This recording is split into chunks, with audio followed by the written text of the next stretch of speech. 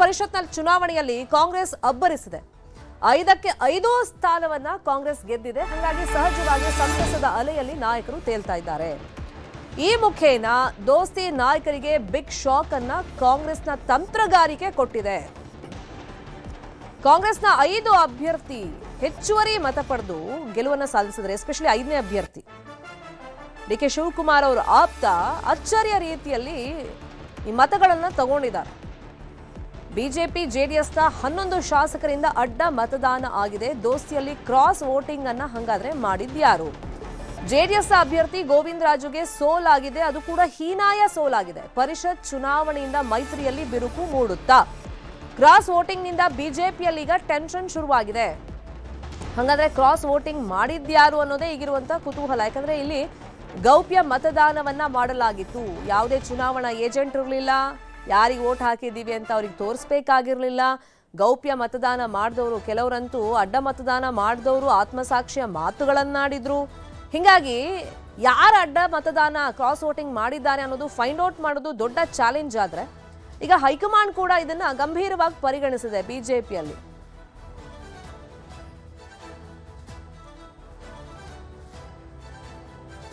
ತಿರುಪತಿ ತಿಮ್ಮಪ್ಪನ ದರ್ಶನವನ್ನ ಪಡೆದಿದ್ದಾರೆ CM DK Shivakumar. ಪರಿಷತ್ election ನಲ್ಲಿ ಗೆಲುವು ಹಿನ್ನೆಲೆಯಲ್ಲಿ ತಿಮ್ಮಪ್ಪನ ದರ್ಶನವನ್ನ ಪಡೆದಿದ್ದಾರೆ. ಕುಟುಂಬ ಸದಸ್ಯರ ಜೊತೆಯಲ್ಲಿ ತಿಮ್ಮಪ್ಪನಿಗೆ ಪೂಜೆಯನ್ನ ಸಲ್ಲಿಸಿದ್ದಾರೆ ಡಿಕೆ ಶಿವಕುಮಾರ್. 5ಕ್ಕೆ 5 ಸ್ಥಾನವನ್ನ ಗೆಲ್ಲಿಸುವಲ್ಲಿ ಸಿಎಂ ಡಿಕೆ ಶಿವಕುಮಾರ್ ಅವರ ರಣತಂತ್ರ ಸಕ್ಸಸ್ ಆಗಿದೆ. ಆಪ್ತ ವಿನಯ್ ಕಾರ್ತಿಕ್ನನ್ನ ಗೆಲ್ಲಿಸಿಕೊಂಡಿದ್ದಾರೆ ಸಿಎಂ ಡಿಕೆ ಶಿವಕುಮಾರ್. ಮತ್ತೆ ಮುಖ್ಯಮಂತ್ರಿಯಾಗಿ ಅಧಿಕಾರ ವಹಿಸಿಕೊಂಡ ಮೇಲೆ ಒಂದು ಮೊದಲ ಕದನ ಇದು ಅವರಿಗೆ ಫೇಸ್ ಅವ್ರು ಮಾಡಿದ್ದು. ಹಾಗಾಗಿ ಒಂದು ರಣತಂತ್ರ ರೂಪಿಸಿದ್ರು. ಆ ರಣತಂತ್ರದಲ್ಲಿ ಸಕ್ಸಸ್ ಕೂಡ ಆದ್ರು. ಅವರು ಕೇವಲ ಜೆಡಿಎಸ್ ಮತವನ್ನ ಸೆಳೆಯಬಹುದು ಅನ್ನೋ ಲೆಕ್ಕಾಚಾರ ಇತ್ತು, ಆದ್ರೆ ಬಿಜೆಪಿಯ ಮತಗಳನ್ನು ಸೆಳೆದಿದ್ದಾರೆ.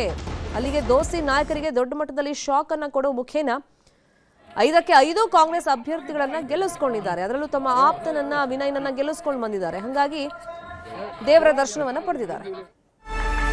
ಪಟ್ಟಕ್ಕೇರಿದ ಬೆನ್ನಲ್ಲೇ ದೋಸ್ತಿಗೆ ಡಿಕೆ ಶಿವಕುಮಾರ್ ಮಾಸ್ಟರ್ ಸ್ಟ್ರೋಕ್ ಅನ್ನ ಕೊಟ್ಟಿದ್ದಾರೆ.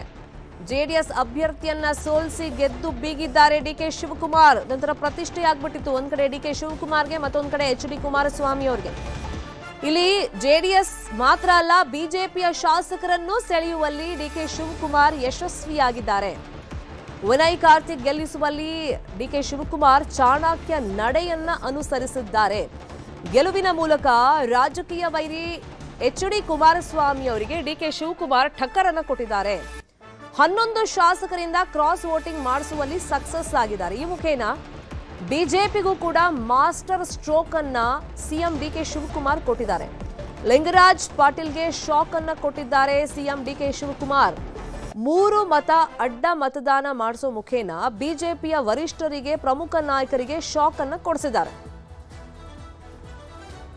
ಇದೇ ವಿಷಯವಾಗಿ ಇನ್ನಷ್ಟು ಡೀಟೇಲ್ ಆಗಿ ಇನ್ಫಾರ್ಮೇಶನ್ ಅನ್ನ ಕೊಡ್ತಾ ಹೋಗೋದಕ್ಕೆ ನೇರ ಸಂಪರ್ಕದಲ್ಲಿ ಕನೆಕ್ಟ್ ಆಗಿದ್ದಾರೆ ನಮ್ಮ ಪೊಲಿಟಿಕಲ್ ಬ್ಯೂರೋ ರಿಪೋರ್ಟರ್ ಹೆಬ್ಬಾಕ ತಿಮ್ಮೇಗೌಡರು. ತಿಮ್ಮೇಗೌಡ್ರೆ, ಅಂದ್ಕೊಂಡಿಗಿಂತನೂ ಜಾಸ್ತಿಯಲ್ಲಿ ನಂಬರ್ ಗೇಮ್ಗಳನ್ನ ನಾವು ಕಾಂಗ್ರೆಸ್ ವಿಷಯವಾಗಿ ನೋಡ್ತಾ ಇದೀವಿ. ಅಂದ್ರೆ ಆ ಮತಗಳನ್ನ ಸೆಳೆಯುವಂತ ನಿಟ್ಟಿನಲ್ಲಿ ಕಾಂಗ್ರೆಸ್, ಅದರಲ್ಲೂ ಪರ್ಟಿಕ್ಯುಲರ್ ಆಗಿ ಡಿಕೆ ಶಿವಕುಮಾರ್ ಅವರು ಸಕ್ಸಸ್ ಆಗಿದ್ದಾರೆ. ಈಗ ಅಡ್ಡ ಮತದಾನ ಮಾಡಿದ್ಯಾರು ಅಂತ ಕಂಡುಹಿಡಿಯೋದೇ ದೊಡ್ಡ ಸವಾಲು. ಖಂಡಿತವಾಗಿಯೂ ಅಡ್ಡ ಮತದಾನ ಮಾಡಿದ್ದ ಯಾರು ಅನ್ನೋದನ್ನ ಕಂಡುಹಿಡಿಯೋದೇ ಇದೀಗ ಉಭಯ ಪಕ್ಷಗಳಿಗೆ ಒಂದು ದೊಡ್ಡ ಸವಾಲು. ಯಾಕಂತ ಹೇಳಿದ್ರೆ ಇದು ಗೌಪ್ಯ ಮತದಾನ. ಈ ಒಂದು ಗೌಪ್ಯ ಮತದಾನದಲ್ಲಿ ಕೆಲ BJP ಮತ್ತು JDSನ ಕೆಲ ಶಾಸಕರುಗಳು ಅಡ್ಡ ಮತದಾನವನ್ನು ಮಾಡಿದ್ದಾರೆ. ಸುಮಾರು 11 ಮಂದಿ ಶಾಸಕರುಗಳು ಅಡ್ಡ ಮತದಾನವನ್ನು ಮಾಡಿರ್ತಕ್ಕಂಥದ್ದು. ಹೀಗಾಗಿ 11 ಮಂದಿ ಶಾಸಕರು ಯಾರು ಅನ್ನುವಂಥ ಒಂದು ನಿಟ್ಟಲ್ಲಿ ತನಿಖೆ ಕಂಡುಹಿಡಿಯಬೇಕು ಅನ್ನುವಂಥ ನಿಟ್ಟಲ್ಲಿ ಇದೀಗ ಉಭಯ ಪಕ್ಷಗಳು JDS ಮತ್ತು BJPಯಿಂದ ಆಂತರಿಕವಾಗಿ ಒಂದು ತನಿಖಾ ಸಮಿತಿಯನ್ನು, ತನಿಖಾ ತಂಡವನ್ನು ರಚನೆ ಮಾಡೋದಕ್ಕೂ ಕೂಡ ಚಿಂತನೆಯನ್ನು, ಒಂದು ಪ್ಲ್ಯಾನನ್ನು ಮಾಡ್ಕೊಂಡಿದ್ದಾರೆ ಅಂತ ಹೇಳಲಾಗ್ತಾ ಇದೆ. ಯಾಕಂತ ಹೇಳಿದ್ರೆ JDS BJP ಉಭಯ ಪಕ್ಷಗಳ ಮೈತ್ರಿಕೂಟಕ್ಕೂ ಕೂಡ ಇದೊಂದು ರೀತಿ ದೊಡ್ಡ ಮಟ್ಟವಾದ ಮಾಸ್ಟರ್ ಸ್ಟ್ರೋಕ್ ಅಂದರೆ ತಪ್ಪಾಗಲಿಕ್ಕಿಲ್ಲ. ಯಾಕಂತ ಹೇಳಿದ್ರೆ ಮುಖ್ಯಮಂತ್ರಿ ಪಟ್ಟಕ್ಕೇರಿದ ಬೆನ್ನಲ್ಲೇ DK ಶಿವಕುಮಾರ್ ಅವರು ಇಂಥದ್ದೊಂದು ಸ್ಟ್ರಾಟಜಿಯನ್ನು ರೂಪಿಸುವಲ್ಲಿ ಎಲ್ಲ ಒಂದು ಕಡೆಯಾಗಿ ದೋಸ್ತಿಗಳಿಗೆ ಟಕ್ಕರ್ ಕೊಡುವಂಥದ್ದು. ಅದರಲ್ಲೂ ಕೂಡ ತಮ್ಮ ರಾಜಕೀಯ ಬದ್ಧವೈರಿ ಕೇಂದ್ರ ಸಚಿವ HD ಕುಮಾರಸ್ವಾಮಿ ಅವರಿಗೆ ಇದು ದೊಡ್ಡ ಮಟ್ಟದ ಮಾಸ್ಟರ್ ಸ್ಟ್ರೋಕ್ ಅಂದರೆ ತಪ್ಪಾಗಲಿಕ್ಕಿಲ್ಲ. ಯಾಕಂತ ಹೇಳಿದರೆ ಇರುವ 18 ಮಂದಿ ಶಾಸಕರಲ್ಲಿ 7-8 ಮಂದಿ ಶಾಸಕರನ್ನು ಸೆಳೆದು ಅಡ್ಡ ಮತದಾನ ಮಾಡುವಲ್ಲಿ ಸಕ್ಸಸ್ ಆಗಿರ್ತಕ್ಕಂಥದ್ದು. ಯಾಕಂತ ಹೇಳಿದ್ರೆ ಮುಖ್ಯಮಂತ್ರಿ ಹುದ್ದೆಗೆ ಇರತಕ್ಕಂಥ DK ಶಿವಕುಮಾರ್ ಅವ್ರಿಗೆ ಎದುರಾದಂಥ ಮೊದಲ ಚುನಾವಣೆಯಲ್ಲಿ ಅವ್ರಿಗೆ ಮುಖಭಂಗ ಮಾಡಬೇಕು, ಮುಜುಗರವನ್ನು ತಂದೊಡ್ಬೇಕು ಅನ್ನುವಂಥ ನಿಟ್ಟಲ್ಲಿಯೇ NDA ಒಕ್ಕೂಟದಿಂದ JDSನ ಮೂರನೇ ಅಭ್ಯರ್ಥಿಯನ್ನು ಕಣಕ್ಕಿಳಿಸಿದ್ರು. ಸೊ ಹೀಗಾಗಿ ಈ ಮೂರನೇ ಅಭ್ಯರ್ಥಿ ಗೋವಿಂದರಾಜು ಅವ್ರನ್ನ ಗೆಲ್ಲಿಸ್ಕೊಳ್ಬೇಕು ಅನ್ನುವಂಥ ನಿಟ್ಟಿನಲ್ಲಿ ಕಾಂಗ್ರೆಸ್ನ ಅತೃಪ್ತ ಅಸಮಾಧಾನಿತ ಕೆಲ ಶಾಸಕರನ್ನು ಕುಮಾರಸ್ವಾಮಿಯವರು ಸಂಪರ್ಕವನ್ನು ಮಾಡಿದರು. ಇದು ಎಲ್ಲ ಒಂದು ಕಡೆಯಾಗಿ DK ಬ್ರದರ್ಸ್ ಅವರ ಕೆಂಗಣ್ಣಿಗೂ ಕೂಡ ಗುರಿಯಾಗಿತ್ತು. ಮತ್ತೊಂದು ಕಡೆಗೆ ಹೇಗಾದರೂ ಮಾಡಿ ಇದು ದಳಪತಿಗಳಿಗೆ ಒಂದು ತಿರುಗೇಟನ್ನು ಕೊಡಬೇಕು, ದಳಪತಿಗಳಿಗೆ ಒಂದು ರೀತಿ ಮುಖಭಂಗವನ್ನು ಮಾಡಬೇಕು ಅನ್ನುವಂಥ ನಿಟ್ಟಲ್ಲಿ ಸದ್ದಿಲ್ಲದೆ ಒಂದು ಸ್ಟ್ರಾಟಜಿಯನ್ನು ಮಾಡಿದರು. ಒಂದು ಕಾಲದಲ್ಲಿ ಕುಮಾರಸ್ವಾಮಿಯವರ ಪರಮಾಪ್ತನಾಗಿದ್ದಂಥ ಮಾಜಿ ಸಚಿವ ಜಮೀರ್ ಅಹಮದ್ ಅವ್ರಿಗೂ ಕೂಡ ಒಂದು ಟಾಸ್ಕನ್ನು ಕೊಟ್ಟಿದ್ದರು. ಹೇಗಾದರೂ ಮಾಡಿ ಸರಿ ನೀವು JDSನ ಅಸಮಾಧಾನಿತ 3-4 ಮಂದಿ ಶಾಸಕರ ಮತವನ್ನು ಹಾಕಿಸ್ಬೇಕು ಅನ್ನುವಂಥ ನಿಟ್ಟಲ್ಲಿ ಅದರಂತೆ ಜಮೀರ್ ಅಹಮದ್ ಅವರು ಕೂಡ ಈ ಒಂದು ಟಾಸ್ಕನ್ನು ಗೆದ್ದಿರ್ತಕ್ಕಂಥದ್ದು. 3-4 ಮಂದಿ ಶಾಸಕರನ್ನು ಕೂಡ ಅವರು ಸೆಳೆಯುವಲ್ಲಿ ಯಶಸ್ವಿಯಾಗಿದ್ದಾರೆ ಅಂತ ಹೇಳಲಾಗ್ತಾ ಇದೆ. ಇನ್ನುಳಿದಂತೆ DK ಶಿವಕುಮಾರ್ ಅವರೇ ಖುದ್ದಾಗಿ 3-4 ಮಂದಿ ಶಾಸಕರನ್ನು JDS ಶಾಸಕರಿಗೆ ನೇರವಾಗಿ ಸಂಪರ್ಕದಲ್ಲಿ ಇಟ್ಕೊಂಡು ಅವರಿಂದ ಅಡ್ಡ ಮತದಾನವನ್ನು ಮಾಡ್ತಿರ್ತಕ್ಕಂಥದ್ದು.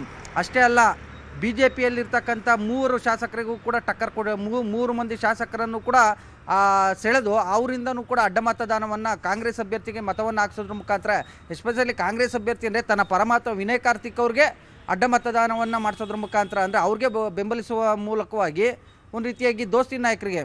ಯಾಕಂತ ಹೇಳಿದ್ರೆ ಇದು 2028 ವಿಧಾನಸಭಾ ಚುನಾವಣೆಯಲ್ಲಿ JDS BJP ಒಂದಾಗಿ ಕಾಂಗ್ರೆಸ್ಗೆ ಒಂದು ರೀತಿ ಕಾಂಗ್ರೆಸ್ಸನ್ನು ಅಣಿಬೇಕು, DK ಶಿವಕುಮಾರ್ ನಾಯಕತ್ವಕ್ಕೆ ಟಕ್ಕರ್ ಕೊಡಬೇಕು ಅನ್ನುವಂಥ ನಿಟ್ಟಲ್ಲಿ ದೋಸ್ತಿ ನಾಯಕರು ಪ್ಲ್ಯಾನನ್ನು ಮಾಡ್ಕೊಳ್ತಾ ಇದ್ರು, ಸಿದ್ಧತೆಯನ್ನು ಮಾಡ್ಕೊಳ್ತಾ ಇದ್ರು. ಆದರೆ ಈ ಒಂದು ದೋಸ್ತಿ ಖತಮ್ ಎನ್ನುವಂತೆ, ಆ ಒಂದು ದೋಸ್ತಿಯಲ್ಲಿ ಬಿರುಕು ಮೂಡುವಂತೆ ಇದೀಗ JDSನಿಂದ 7-8 ಮಂದಿ ಶಾಸಕರು, ಇತ್ತ BJPಯಿಂದ 3 ಶಾಸಕರನ್ನು ಸೆಳೆಯುವಲ್ಲಿ ಸಕ್ಸಸ್ ಆಗಿರ್ತಕ್ಕಂಥ ಕಾಂಗ್ರೆಸ್ ನಾಯಕರು ಇದೀಗ ದೋಸ್ತಿಗೆ ಒಂದು ರೀತಿ ಬಿರುಕು ಮೂಡುವಂತೆ ಮಾಡಿರ್ತಕ್ಕಂಥದ್ದು. ಪರಸ್ಪರ ಇದೀಗ JDS ಮತ್ತು BJPಲಿ ಅಪನಂಬಿಕೆಗಳು ಕೂಡ ಶುರುವಾಗಿರ್ತಕ್ಕಂಥದ್ದು. ಇದು ಒಂದು ಕಡೆ ಆದರೆ, ಇನ್ನು ಏನು ಮುಖ್ಯಮಂತ್ರಿ DK ಶಿವಕುಮಾರ್ ಅವರು ಈ ಮೂಲಕವಾಗಿ ನಾನು ಕೂಡ ಒಕ್ಕಲಿಗ ಸಮುದಾಯದಲ್ಲಿ ಪ್ರಭಾವಿ ನಾಯಕ, ಮತ್ತೊಂದು ಕಡೆಯಾಗಿ ಹಳೆ ಮೈಸೂರು ಭಾಗ ಸೇರಿದಂತೆ ನಿಮಗೆ ಪರ್ಯಾಯವಾಗಿ ನನಗೂ ಕೂಡ ಶಕ್ತಿ ಇದೆ, ನಾನು ಕೂಡ ಸಮರ್ಥನಿದ್ದೇನೆ ಅನ್ನುವಂಥ ಒಂದು ಸಂದೇಶವನ್ನು ಈ ಮೂಲಕ ರವಾನೆ ಮಾಡಿದ್ದಾರೆ ಅಂದರೆ ತಪ್ಪಾಗ್ಲಿಕ್ಕಿಲ್ಲ. ಶರ್ಮಿತಾ, ಈ ವಿಷಯವಾಗಿ ಇವತ್ತೇನೆಲ್ಲ ಬೆಳವಣಿಗೆ ಆಗುತ್ತೆ ಫಾಲೋ ಅಪ್ ಮಾಡೋಣ. ಥ್ಯಾಂಕ್ ಯು ದೇವೇಗೌಡರು ಈ ಕ್ಷಣದ ಮಾಹಿತಿಯನ್ನು ಕೊಡೋದಕ್ಕೆ. ಇದೀಗ 3 ಮಹಾಸುದ್ದಿಯಲ್ಲಿ ಮೇಜರ್ ಅಪ್ಡೇಟ್ಸ್ ನೋಡ್ತಾ ಹೋಗೋಣ.